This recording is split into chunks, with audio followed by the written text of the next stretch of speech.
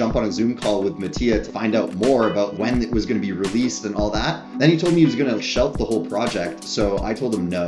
Theoretically, I might have done all this work, all this stuff, and then at the end they might be like, no, we're just going to pull the plug. Working with Ben was one of those opportunities.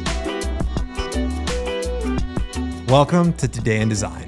We're just 2 episodes into this new series, and I can already tell you that this conversation with Mike is going to be one of my favorites for a long time. It's the story of how 2 design nerds met on Instagram and turned a dream of cool keyboards into reality. Work Louder is one of the coolest companies in the design space today. They're a small team that sweats the tiniest of details to make incredibly cool hardware. This conversation with Mike is going to teach you a lot about what it means to be a high agency founder and just how much perseverance pays off. A few years ago, they knew nothing about hardware or how to manufacture keyboards. And today, they've got partnerships with Figma and a new one with Framer. If you're a hardware nerd like I am, you're going to love this. Mike, welcome to Today in Design. Thanks for coming, dude. Tell us about Work Louder and how things started, and let's get deep into where you guys are today.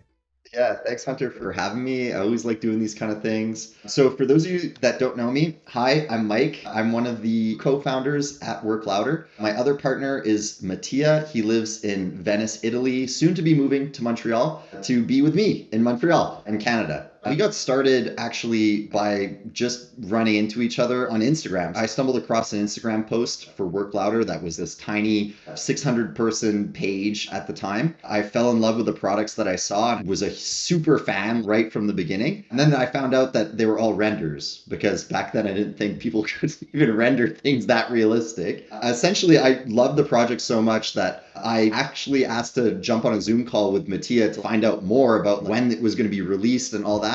Then he told me he was going to shelf the whole project. So I told him no and wrote him a launch strategy for free, just so one day I could maybe buy one of his keyboards. He loved the launch strategy. He said that he was going to probably just continue to shelf the project because he didn't know how to make any hardware. I was really upfront with him in saying that I didn't know how to make hardware either, but we could do it together. And right then and there on the call, he offered me 50% of whatever Work Louder was at that time, which is essentially a render. That was 4 years ago. So it's been fun ever since. You guys have done a lot in 4 years for 2 guys that didn't even know anything about industrial design and like how to have keyboards actually manufactured. It's pretty wild. Like, what's the whirlwind been like for you? It's honestly been a constant. So for me, just to give some context here, I run all of the business admin and marketing of the company. In the last year, 2 years, I've handed off the manufacturing, assembly, fulfillment stuff to our partners in China. But I used to do way more than 50% of the company. But I was okay with that because I recognized that Work Louder wasn't my idea to start with. And I just wanted to have a partner that was as excited to be building something as me. So to give you some context on that, Work Louder is not my first startup. Most startups fail. And I had spent 7 years prior to Work Louder building startups that were ultimately failures. My first one was in education. My second one was in vodka. And then my third one was keyboards. We went from education to keyboards. What a journey that is. Yeah. My background has nothing to do with design, engineering, or anything like that. I'm technically a pharmacologist, which a lot of people think has to do with animals. It's not. It's the study of drugs. So my dad's a pharmacist. I didn't make it into pharmacy school. I was like a B+ student. You needed to be like an A- to get in. And so I got waitlisted a bunch of times. And then I was like, I'm like, this is not for me. Being in sciences, there's a lot of memorization. So I was like, I'm going to build a tool to like help me study better. And I was like, I'm going to build this tool, and it was essentially a quiz builder. Back then, like there was maybe like Quizlet and like a handful of other tools. Now it's like much more advanced for ed tech and all that. But back then there was really not that much. And so I started there. My ex-girlfriend's best friend, on and off again boyfriend, was running a vodka startup, or had this idea for a vodka startup. And so I kind of got sucked into that as a side project to my startup. And then it was when I was like redesigning a label for the vodka company that I stumbled across the render for Work Louder. And I was just like, wow, like this is it. Keep in mind, like I've abridged the story a lot, but I essentially used everything I learned throughout those other 2 startups to bring all of that to Work Louder. And what was the first render? Was it the original creator board? Yeah. So it was I'd show you mine. I've completely disassembled it for a stream. But yeah, essentially it was a creator board. And I was like, I'd never seen an ortholinear keyboard before. Initially I thought it was a DJ tool, Yeah. but like not seeing anything in the post about music or anything like that, I quickly realized like, oh no, this is a keyboard. And I was like, I need to have this thing. It didn't have any letters on it, but it had all these dials and macro keys. And as a gamer myself, I was like, man, like macros and shortcuts are like super useful in not only video games, but in creative software as well. And so I was just immediately hooked when I saw that render. I need it. Yeah. And for the people that don't know, so that original board was, you said ortholinear, which, correct me if I'm wrong, but essentially every keyboard that you typically see is a QWERTY keyboard. Ortholinear is QWERTY, but they're in a grid. Keys all follow each other in a grid pattern versus kind of that offset that we're so used to. Yeah, so I got this keyboard from Treasure Types. So Okay. as a quick visual, this is an ortholinear keyboard where everything's in a grid. This one's actually a 30% keyboard. So notice no space bar. The way that you press space on this keyboard is by pressing down the two keys in the middle or pressing one of these side keys over here. So this key set is a Work Louder key set. This keyboard originally comes disassembled, so you have to build it yourself. Keyboard hobby stuff. And then staggered regular keyboard more like this one. So it's the Nomad E in the atomic colorway. I've got my Nomad E right here. Oh, let's go. I want to shout out real quick on this. One of my favorite things about you guys and why I'm so excited to chat is that you all are gentlemen of the details. And I love that the riser is magnetic. It's really soft rubber. It comes off and it's a ruler, which is great. You guys just seem to be crushing all the small things. Where do you guys find the time to run the whole process of doing Framer and Figma partnerships, looking at renders for the Knob One and being like, we got to work with that guy, to getting into these details, dealing with manufacturing, trying to keep selling and shipping keyboards, dealing with tariffs? Like, how do you do it, Mike? I think it's a combination of just showing up every day. So like I've never been like one of these people that is like top of their class or like super duper at anything. I've just been like pretty mid my whole life. But one thing that I have been good at is just showing up and putting in the work. I'll often joke about the fact that the only award that I won in elementary school when you graduate, and like every kid was winning awards and stuff, the only award that I won, this is like a true millennial thing with like it's essentially a participation award, was I won most improved in English, and English was my first language. But the silver lining to that award was the irony was like I would always read 10 pages every day, like for the book that I had to read in middle school or whatever it was. Again, I was never a fast reader or whatever. And so I just took that practice straight all the way into university where like in CEGEP, this is kind of like a only in Quebec kind of thing, but it's essentially like a college. In college, I had in my English classes, I'd have to read a 500-page book, which is essentially a death sentence for somebody like me.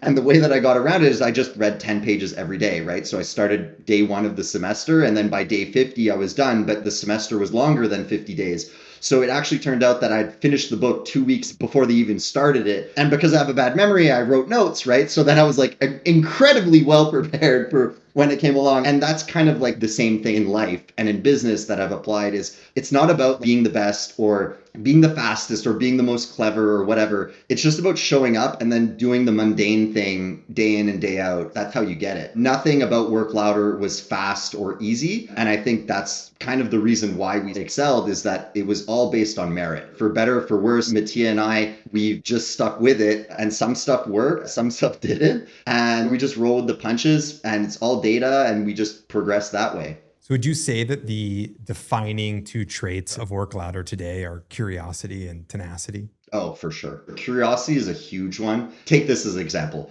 So we're doing like 2 big tests. One is a product line test where we're launching like a 3D printed, it's essentially a DIY project. But like, I think now is a really good time to be launching this kind of thing where we're essentially saying like, okay, the US wants to bring manufacturing back to the US. Why don't we put it directly on their table kind of thing? You know what I mean? Like, why don't we actually have them 3D print the parts to it, right? So, and this kind of like came from a problem that we had where we always have to buy extra inventory of like circuit boards and whatever in case there's defects. But then if there aren't defects or there aren't as many defects as you thought, then you end up with a bunch of excess hardware, like molded components, all of this stuff that you can't really sell. right now we have like a bunch of this stuff. And so I was like, okay, like let's meet this industry trend where 3D printing is really popular and is more ubiquitous now. We have this problem where we have all of this hardware that we can't sell. We're building out these kits and calling this product line the Creator XYZ product line,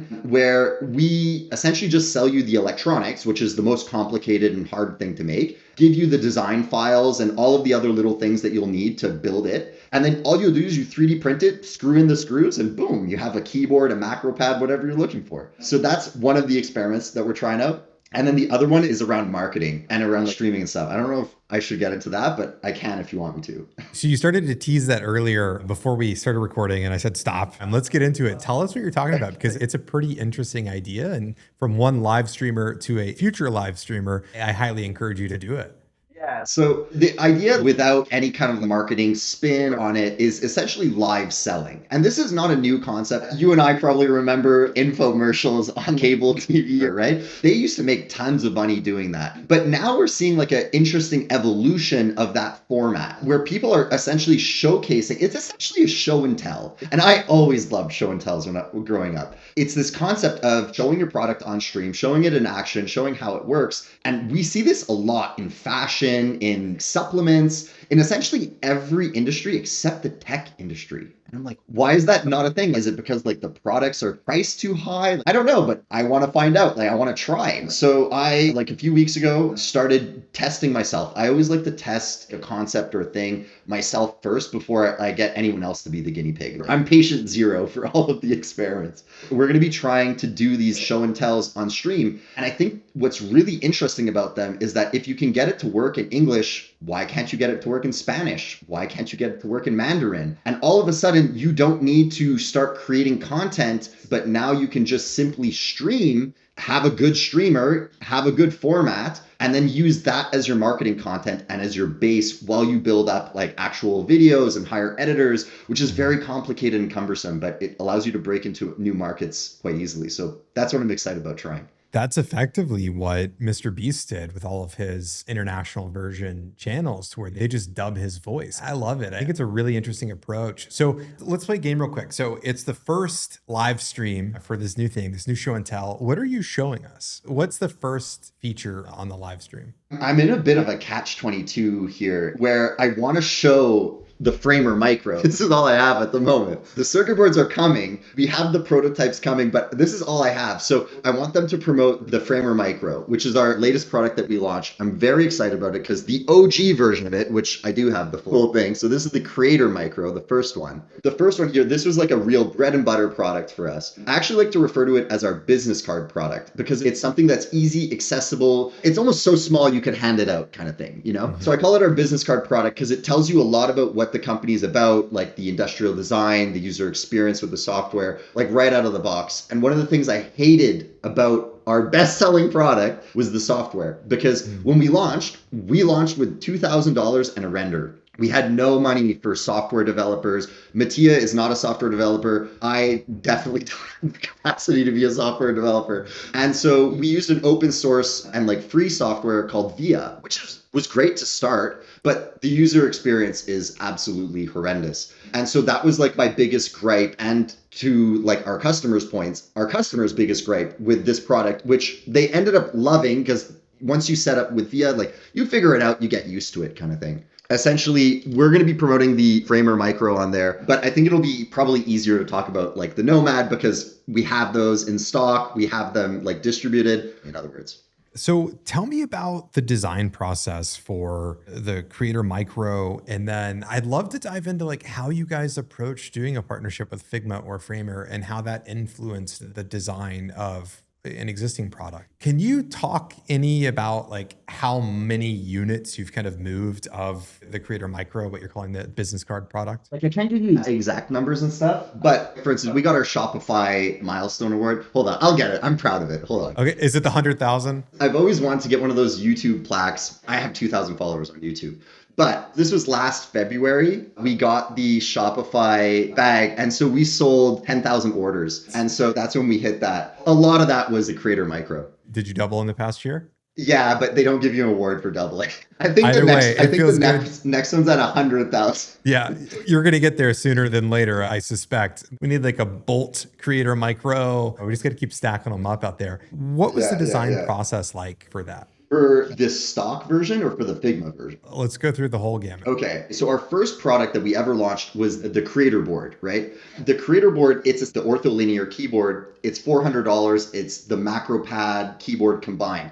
And it blew up on TikTok. It was a very Instagrammable or TikTokable product just because it's so eye-catching. But the problem was the price point. Not everyone could afford that $400 keyboard. And then also it was like they didn't know if they were going to like it because there was nowhere to try it, right? And so I was like, okay, we need to do something. And like at the time, I didn't have the term business card product. I wasn't really thinking of it in terms of business venture, right? Because like, it was really early in the process when we thought of even making the Creator Micro. We had only sold maybe 100 Creator boards. We were really early in the process, but I noticed that the price was a barrier for people. So I was like, okay, what if we just took a section of the keyboard, which was essentially the left part? So the full keyboard kind of just extends like this with more dials on this side. So I was like, what if we just cut this thing and make it like that? And then I remembered we had this conversation around the layout of the keys. And they were like, well, if we make it so that these both have physical keys, it'll be more useful. But I'm like, yeah, but then it'll also be more generic, less eye-catching. Why don't we try to think of something different to do? Like our product here uses exposed circuitry. So why don't we make these capacitive touch sensors, which our competition can't do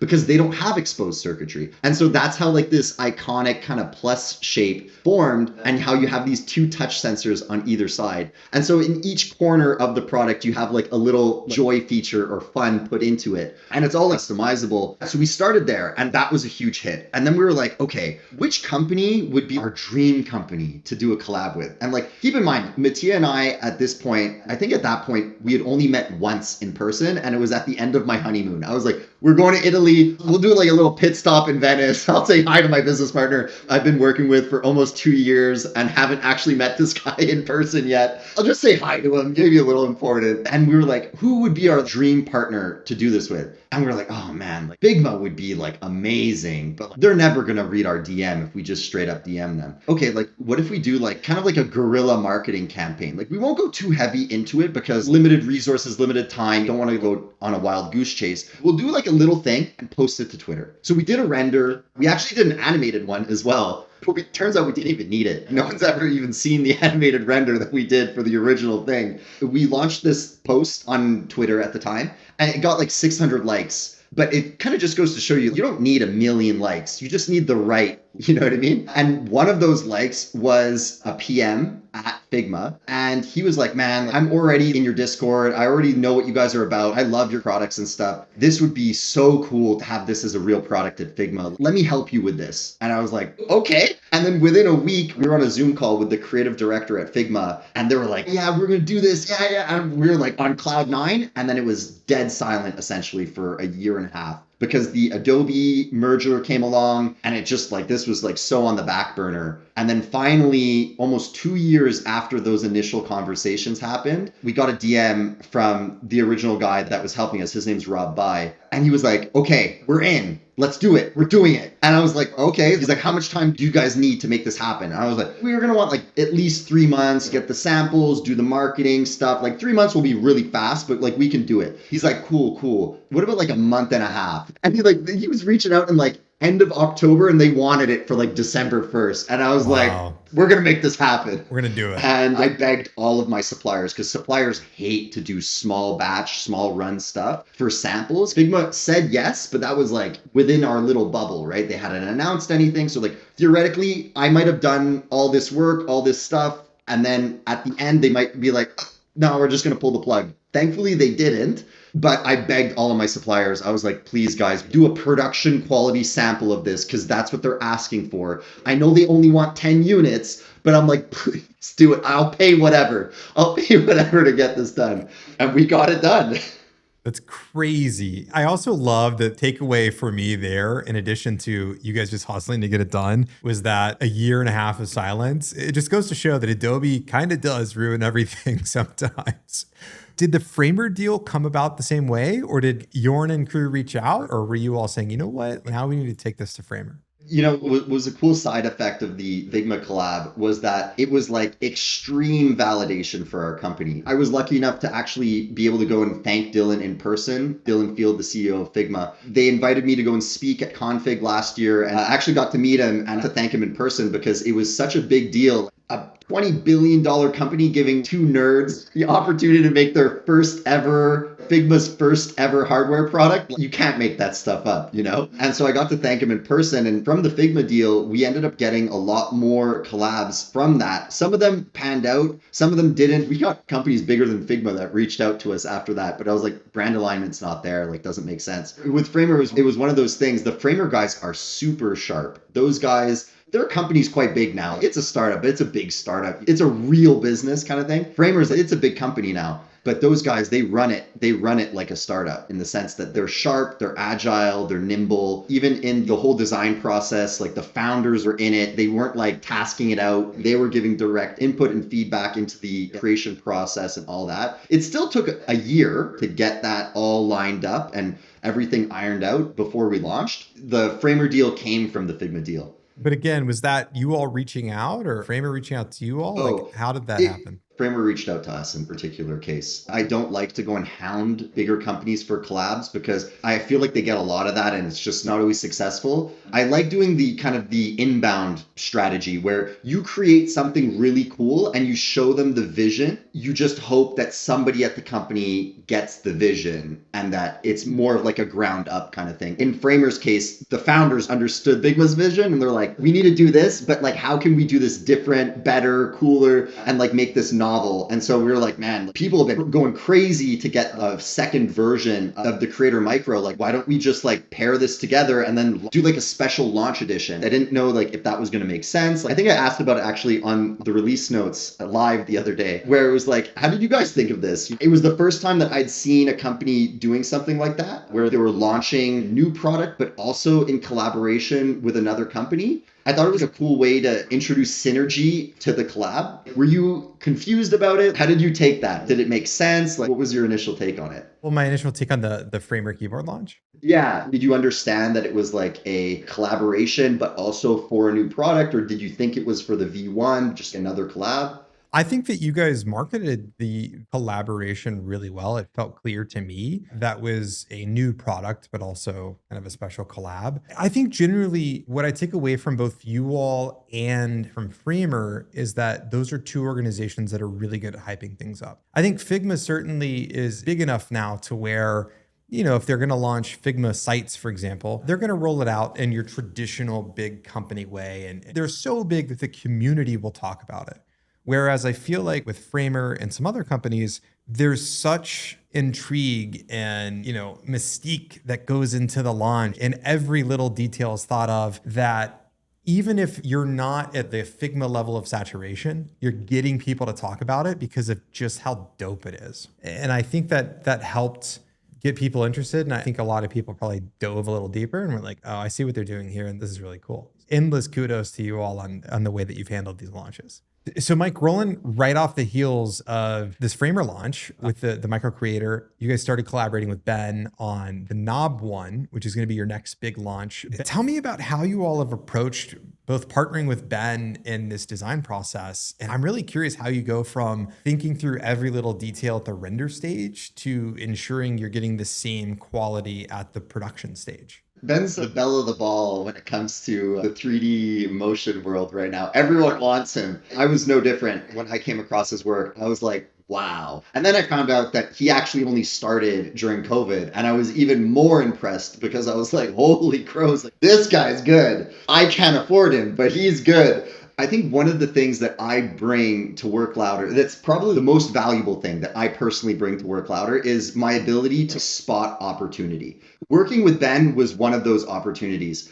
I saw Ben, amazing motion designer, clearly has an eye for what's trendy, what's coming, what looks good, all of that. I'm in a couple Slack channels. I'm in Tommy's Slack channel. You see on Twitter, and I noticed that he actually wanted to make this thing real. He was very similar to Mattia back in 2020 when we started Work Louder, in the sense that he could render this thing, but he couldn't make it. It's not to say that Ben couldn't eventually figure it out like we did. It's different when Mattia and I started. We had nothing to lose. We both literally lost our jobs, and my girlfriend at the time, but now wife, was paying for everything, and I had the government stimmy checks coming in. We had abundance of time and energy to put towards this. Ben, on the other hand, was in a good place, liked his job, he's doing well. Why would he go and risk his whole thing that he has now just to go chase this keyboard that he wants to build? I saw that as, hey, like maybe we can help each other here. This actually was happening during the summer, right before the Figma collab happened. And you'll see why it panned out really, really well here. Because essentially what happened was Mattia ended up getting completely flooded with work for the Nomad and for other industrial design stuff that we were working on. And Mattia couldn't manage to do any animation work for the Figma Micro.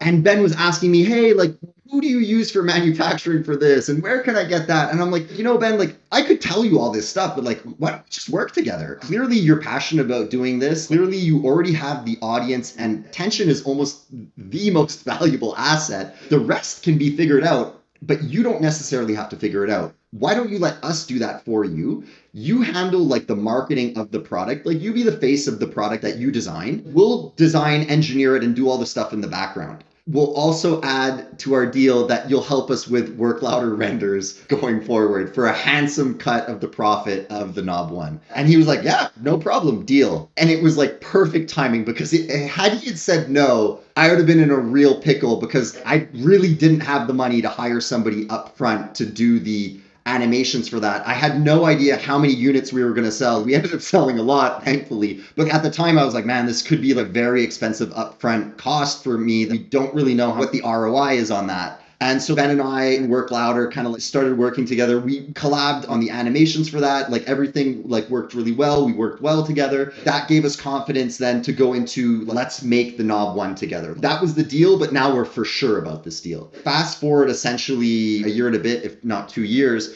we've essentially now finished the design, industrial design, the circuitry, all that of the Knob One, and it's in mass production now. Rendering something is very, very different from making something. So to answer your question, like, how do we match those two? Well, it starts from the renders themselves. We look at like what is truly feasible, what isn't. So if you go and you look at the very first renders of the Knob One versus now, there are differences. It's a little thicker. We were able to get the screen to match perfectly. We actually found a display that fit roughly the same size. The bezel around the screen got a little bit bigger. So like there are differences. Essentially what we do is we work around the render. So Ken's design have no screws. Like, oh, that's not a big deal. Like, you'll hide them. But it's like, somebody has to figure out how to hide these things, right? It drove Mattia crazy trying to figure out how to make this thing screwless. And we managed to put it together with technically only 4 screws, because Mattia figured out a spring locking mechanism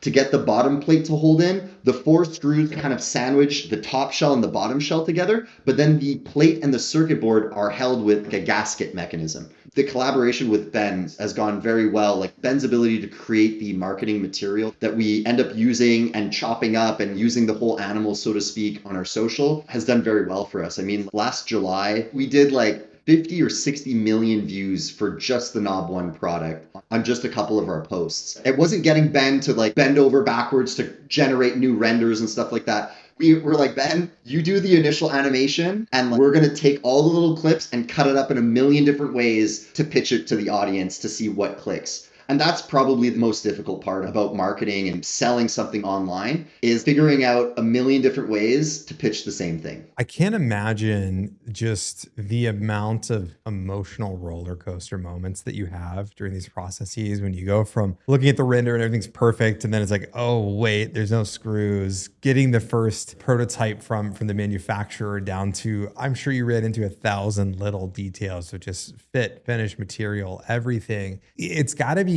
quite intense emotionally. Yeah, it's for sure true. I mean, you can't be an entrepreneur without having extremely thick skin or a very short memory. And fortunately for me, I have both. You have to, when you go to bed that night, wake up the next morning and be like, today's a new day. That's what I would say is like one of the biggest things to be able to deal with that emotional roller coaster, because it very much is. There's some days where I'm just so beat down and I'm like so down and out. And other days where I'm like really high on the energy of the products, of the community, of the launch of whatever it is. It's a serious roller coaster. I always look at it like, for my role as the CEO of the company, to smooth it out for everyone, for people in the company, for people in the community. My job is to make people feel safe, that their order is going to actually be shipped, that they're going to get paid at the end of the month. A lot of that stress ends up coming to me, but I think maybe it's just my personality type that I handle well, but it's certainly not for the faint of heart. It's certainly not for everyone. So tell me, what does the Work Louder team look like today?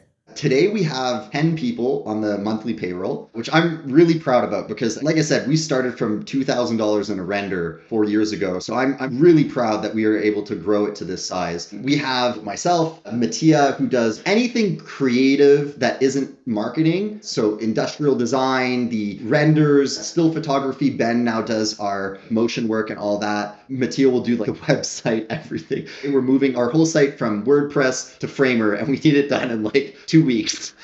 He was like he was tripping. He pulled it off. I think that's actually a testament to not only Mattia, but to how easy Framer is to like get onboarded. Like imagine being able to move a whole e-com site, going from I know a tiny bit about Framer to like I have a functioning product that's working for a business in 2 weeks, and one person did it. I think that's a testament to how good the product is. So for Mattia, we have Davide joined us about a year ago. So he's another Italian, like the whole team's Italian kind of thing, at least the core team. And so Davide does our firmware and our software. So input has all been done by Davide. All of our firmware for the Nomad E done by Davide. We have Christian, who's our front end designer, and like also some back end support. And then we have for supply chain, we got customer support, and then our social team, of course. And I'm curious, I got to ask this. I was just having this conversation with Jeff Sheldon from Ugmonk for the first episode of this new series, and he manufactures all of his products here in the US. And so he's kind of always been here. He's dealt with the high costs of US manufacturing that are now increasing because guess what? Even though it's manufactured in the US, you might be importing materials from overseas. How have the tariffs kind of affected what's going on with Work Louder and you all shipping to US customers, which I imagine is probably your largest customer base? I can give you some numbers on that. So we sell primarily to the US. It's about 70% of our income comes from the US. So obviously when I heard that, I was nervous. You know, I have a 1-year-old now, you know, I have my own place and stuff. You know, we started at my parents' house, but like now, you know, I've grown up. We're grown-ups, yeah. Then. Yeah, you know. So when I heard that, I was like, oh man, like, am I going to be able to support everything on essentially 30% of the revenue? The answer is obviously no. But, you know, looking at like how Trump has been kind of like in office and how he's been doing things, he does a lot of like sensationalist stuff and he bullies a lot. I'm not here to do a whole public debate or whatever on politics, but just speaking to how he actually conducts himself in the public eye, he does a lot of stuff for like shock value or to essentially bully others into getting what he wants. And so the tariffs I looked at as a way to kind of manipulate the world stage a little bit, but clearly he doesn't clearly he doesn't know China, because China doesn't get bullied, not in manufacturing, certainly not with economy like that. And so I was nervous about that, but I just figured, I'm like, there's too much at stake. There's too much at stake for this to remain as is. So even, you know, like 7 days into this, the actual tariffs being applied, and I'm seeing the Reddit posts of people getting like ridiculous bills from FedEx. I saw Adafruit had a $36,000 tariff bill to pay. Like, it's crazy. Like, I don't know how much longer they're going to be able to keep this charade up of like, we're going to do manufacturing in the US, because it just doesn't work that way. You just, like, if you've actually been to China and you see what they're trying to emulate there, you're like, number one, I don't even know how they're going to build this that fast with the labor cost as they are today. And number two, I don't know if I want to live in a country that has this much manufacturing. Like, There's a lot of pollution. There's a lot of sacrifices that end up coming with that kind of manufacturing. I don't think the US actually wants that. At the end of the day, got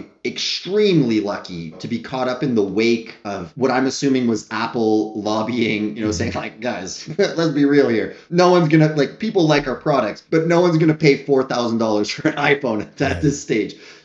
So we need some help here. And so obviously there was a bunch of exemptions that went through for like computer products, for phones, all that, and keyboards were one of those. So there's still a tariff. There's still a 20% tariff, but it's not 145%, So when somebody's ordering a keyboard to Canada, for instance, Canadians pay that tariff. Like that 20% is not like egregious. It's whenever we ship to the EU is roughly 20%. Depends on which country, but it's roughly that. So it's not like the 20% is like for US citizens that didn't have to pay any duties, the $800 de minimis rules, they didn't have to pay any duties on orders under $800. But, even now, it's not egregious. Thankfully, we have that working for us. But what's annoying about that is that anything that then doesn't fall under that exemption is still, so like if we were to go and start selling t-shirts and stuff like that, the t-shirts are actually still tariffed at that. If we sell keychains, the keychains are still tariffed at that. So like one of my favorite brands for like really unhinged designs called Very Cool, they just stopped shipping to the US, which I'm like, man, that's crazy.